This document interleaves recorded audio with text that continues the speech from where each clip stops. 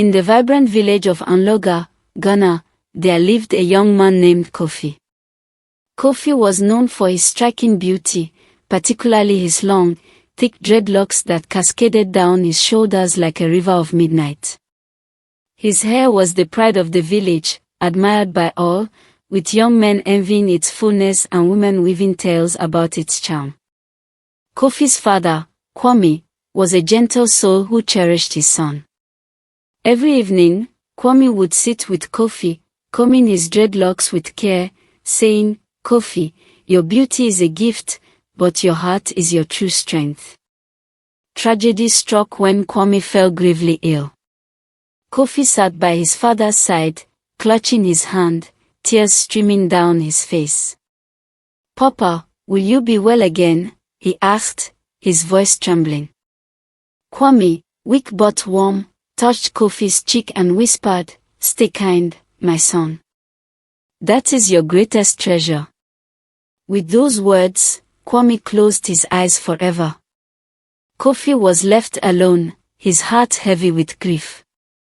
Soon after, Kofi's mother, Adwa, married a man named Teta, a stern widower with a sharp temper. Teta brought with him his son, Atsu, who was 5 years younger than Kofi. Atsu was pampered, spending his days playing games on his phone and avoiding chores. Teta doted on Atsu but treated Kofi like a servant, forcing him to clean, cook, and tend to the household while Atsu lounged. One evening, exhausted and hungry after a day of toil, Kofi approached Teta. "Father Teta, I finished my work. May I eat now?" he asked humbly. Teta's eyes narrowed. "That food is for Atsu," he snapped. "If you're hungry, go find scraps outside." Kofi, heartbroken, stepped into the night, finding a stale piece of kenki under the stars. Alone, he whispered, "Papa, why did you leave me?" Each night, after his chores, Kofi sat before a small, cracked mirror, gently tending to his dreadlocks. They were his last connection to his father, a reminder of Kwame's love. "Papa, they can take everything, but not my hair," Kofi murmured, smiling sadly at his reflection. The villagers still marveled at his beauty, whispering, "Kofi's dreadlocks are like a king's crown." But at home, Teta and Atsu's cruel words chipped away at his spirit. Atsu, envious of the attention Kofi received, turned to Teta one day. "Father, why do they call Kofi handsome? I'm far better than him." Teta, his face dark with jealousy, patted Atsu's shoulder. "Don't worry, my son. Kofi will never outshine you." That night, as Kofi lay on his mat, clutching a faded photograph of Kwame, he whispered, "Papa, I keep my heart kind, just as you taught me." Unbeknownst to him, Teta was plotting to dim Kofi's light. As Kofi grew older, his beauty only deepened. At 25, his dreadlocks were a symbol of grace, turning heads wherever he went. But his heart remained heavy under Teta and Atsu's cruelty. Atsu, now 20, mocked Kofi relentlessly. "Your hair can't hide that you're just a servant," he sneered one day. Kofi swallowed his pain, focusing on his chores, dreaming of a better future. One bright morning, the village crier's voice rang through Anloga. "Hear ye! A grand festival will be held at the palace. All unmarried men are invited, for Princess Amora will choose her husband." Kofi's heart leaped. He rushed to Teta, eyes bright with hope. "Father Teta, may I attend the festival?" Teta's face twisted with rage. "You, a servant at the palace. A princess would never glance at you." Atsu smirked, adding, "My face is fit for royalty, Kofi. Yours belongs in the kitchen." Kofi stood tall, his voice steady. "I deserve to dream too." Teta laughed coldly. "With what?" You have no fine clothes. Perhaps you should beg your father's spirit for some. Kofi's eyes stung, but he remembered Kwame's words, you are meant for more.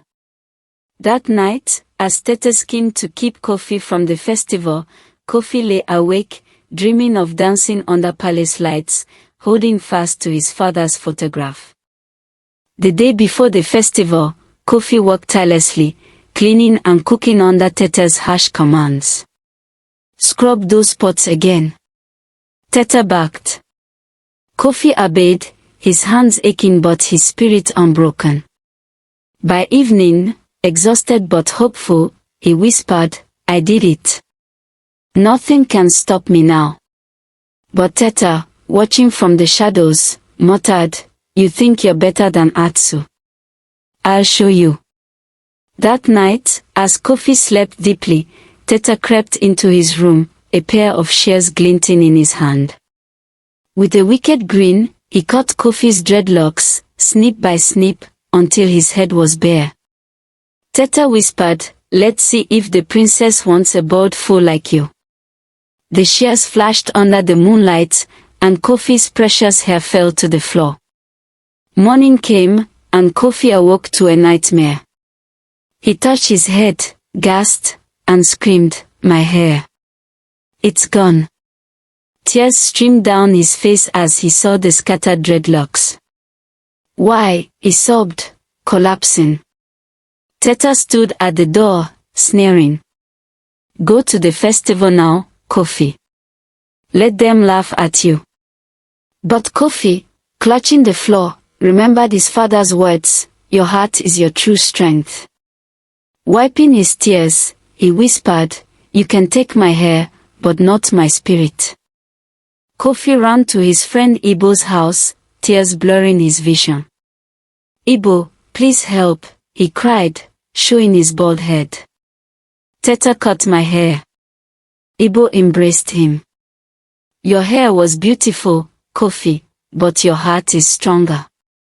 Inside Ibo's modest home, Kofi's sob softened. How can I face the princess now? He asked. Ibo smiled. You'll go and show them what true strength means. Ibo pulled out a vibrant Kent cloth, tailored into a stunning tunic. I made this for you, he said. And this, he added, handing Kofi a richly embroidered cap studded with beads. Wear this proudly. Kofi dressed, looked in the mirror, and felt courage swell within him. Thank you, Ibo, he said, his voice steady. At the palace, the festival glowed with lanterns and music. Young men in fine attire vied for Princess Amora's attention. When Kofi entered, heads turned. Who is he? They whispered. He looks regal. Kofi, his bald head covered by the beaded cap, held himself high, his father's words echoing, your heart is your true strength. Princess Amora, radiant and wise, noticed Kofi's quiet confidence. She approached, her eyes warm.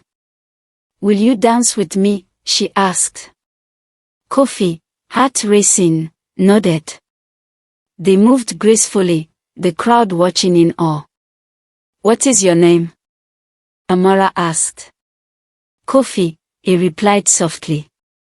Kofi, your strength shines brighter than any crown, she said, her voice kind. Tete's voice cut through the music. He's bored. Choose my son Atsu instead. Atsu, standing nearby, smirked. Yes, pick me, not that ugly servant. The crowd murmured, but Kofi stood firm. Princess Amora raised Kofi's hand. I choose Kofi, she declared, not for his hair, but for his brave heart.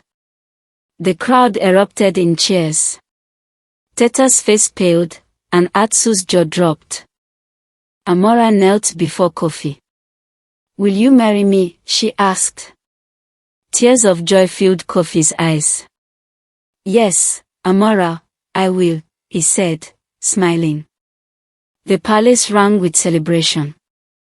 Tete, trembling with rage, collapsed, while Atsu stood silent, learning a bitter lesson. Days later, Anloga gathered for Kofi's coronation. He wore his Ken tunic and beaded cap, standing proudly beside Amora. "I hope you see me, Papa," he whispered. Amora placed a golden crown on his head. "Today, Kofi becomes your king," she announced. The crowd roared. Kofi addressed the people, his voice clear. "My hair was taken, but my heart remained strong. My father taught me that true strength lies in kindness and courage. Let every boy know, you are enough, no matter what others say." The crowd cheered, inspired. Kofi's cap became a symbol of resilience, worn proudly by boys who felt different. Teta and Atsu watched from afar, their hearts heavy with regret. Kofi, now king, held Amora's hand, knowing his father's words had guided him. True royalty, he learned, was carried in the heart. Thank you for watching this video. Hope you learned a lot from this story. Please kindly drop in your comments and also make sure you like, comment and subscribe to Donskinny TV channel for more stories like this.